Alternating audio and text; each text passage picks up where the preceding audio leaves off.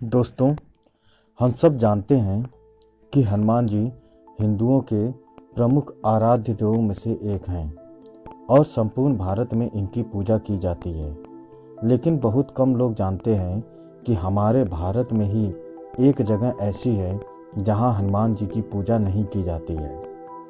ऐसा इसलिए है क्योंकि यहाँ के रहवासी हनुमान जी द्वारा किए गए एक काम से आज तक नाराज हैं। यह जगह है उत्तराखंड स्थित द्रोणागिरी गांव।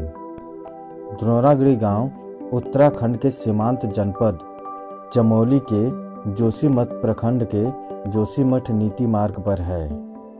यह गांव लगभग 14,000 फीट की ऊंचाई पर स्थित है। यहाँ के लोगों का मानना है कि हनुमान जी जिस पर्वत को संजीवनी बूटी के लिए उठाकर ले गए थे वह यहीं स्थित था।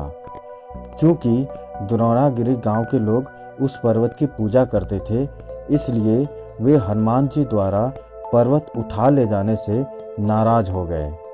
यही कारण है कि आज भी यहाँ हनुमान जी की पूजा नहीं होती है। यहाँ तक कि इस गांव में लाल रंग का झंडा लगाने पर भी पाबंदी है।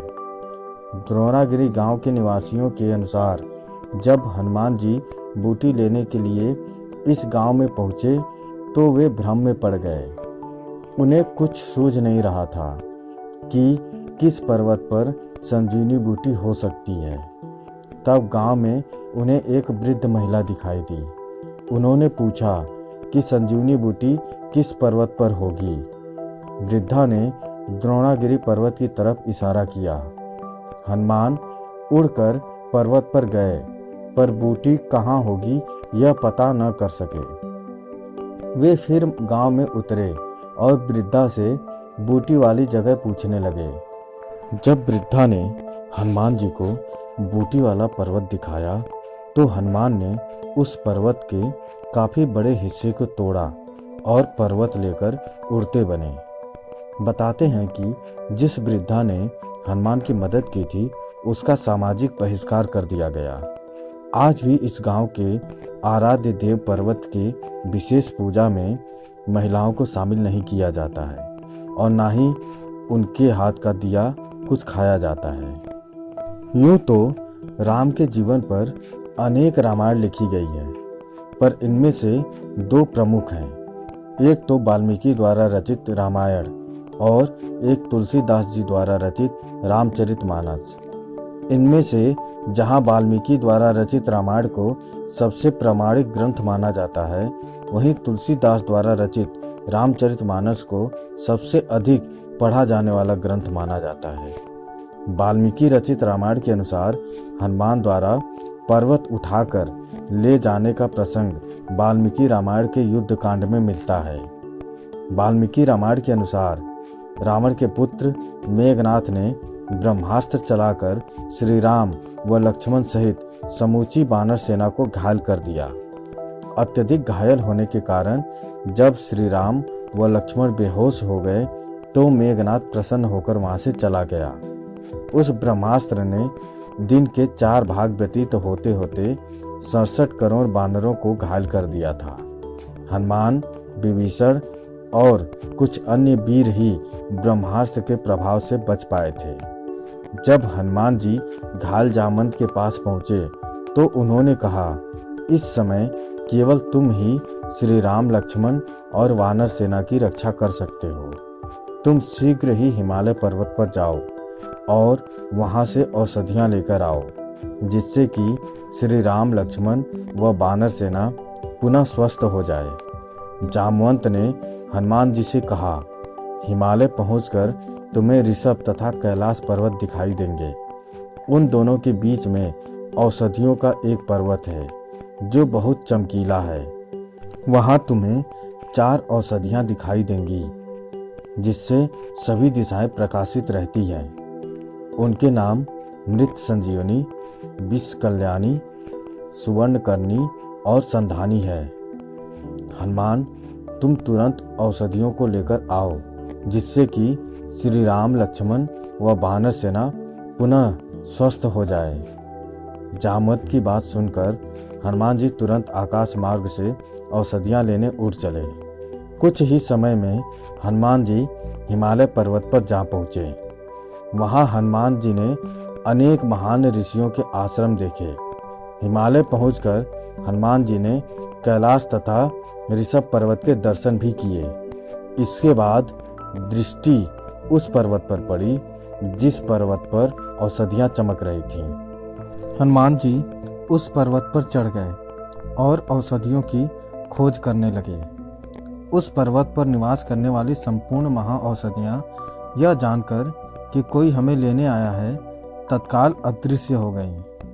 यह देखकर हनुमान जी बहुत क्रोधित हुए और उन्होंने वह पूरा पर्वत ही उखाड़ लिया जिस पर औषधियाँ स्थापित थीं। कुछ ही समय में हनुमान उस स्थान पर पहुंच गए जहां श्री राम, लक्ष्मण व वानर सेना बेहोश पड़ी थी। हनुमान जी को देखकर श्री राम की सेना में पुनः उत्साह का संचार हो गया। इसके बाद उन औषधियों की सुगंध से श्री राम, लक्ष्मण व घायल सेना पुनः स्वस्थ हो गई। उनके शरीर से बाण निकल गए और घाव भी भर गए। इसके बाद हनुमान जी उस पर्वत को पुनः वहीं रख आए जहाँ से वे लेकर आए थे। लेकिन गोस्वामी तुलसीदास द्वारा रचित श्री रामचरितमानस के अनुसार रावण के पुत्र मेघनाथ व लक्ष्मण के बीच जब भयंकर युद्ध हो रहा था, उस समय मेघनाथ ने वीर घातनी शक्ति चलाकर लक्ष्मण को बेहोश कर दिया था। हनुमान जी उसी अवस्था में लक्ष्मण को लेकर श्री राम के पास आए। लक्ष्मण को इस अवस्था में देखकर श्री राम बहुत दुखी हुए। तब जामवंत ने हनुमान जी से कहा कि लंका में सुसेन वैद्य रहता है, तुम उसे यहाँ ले आओ। हनुमान जी ने ऐसा ही किया। सुसेन वैद्य ने हनुमान जी को उस पर्वत पर औषधि का नाम बताया और हनुमान जी से उसे लाने के लिए कहा, जिससे कि लक्ष्मण पुनः स्वस्थ हो जाएं। हनुमान जी तुरंत उस औषधि को लाने चल पड़े। जब रावण को यह बात पता चली तो उसने हनुमान जी को रोकने के लिए कालनेमी दैत्य को भेजा। कालनेमी दैत्य ने रूप बदलकर हनुमान जी को रोकने का प्रयास किया, लेकिन हनुमान जी ने उसे पहचान लिया और उसका वध कर दिया। इसके बाद हनुमान जी तुरंत औषधि वाले पर्वत पर पहुंच गए, लेकिन औषधि पहचान न पाने के कारण उन्होंने पूरा पर्वत ही उठा लिया और आकाश मार्ग से उड़ चले। अयोध्या के ऊपर से गुजरते समय भरत को लगा कि कोई राक्षस पहाड़ उठाकर ले जा रहा है। यह सोचकर उन्होंने हनुमान जी पर बाण चला दिया। हनुमान जी श्री राम का नाम लेते हुए नीचे आ गिरे। हनुमान जी के मुख से पूरी बात जानकर भरत को बहुत दुख हुआ। इसके बाद हनुमान जी पुनः श्री राम के पास आने के लिए उठ चले। कुछ ही देर में हनुमान श्री राम के पास आ गए। उन्हें देखते ही वानरों में हर्ष छा गया। सुसेन वैद्य ने औषधि पहचान कर तुरंत लक्ष्मण का उपचार किया, जिससे वे पुनः स्वस्थ हो गए। जहाँ वाल्मीकि रचित रामायण के अनुसार हनुमान जी पर्वत को पुनः यथावस्था उसी स्थान पर रख आए थे, वहीं तुलसीदास द्वारा रचित रामचरितमानस के अनुसार हनुमान जी पर्वत को वापस नहीं रख के आए थे। उन्होंने उस पर्वत को वहीं लंका में ही छोड़ दिया था।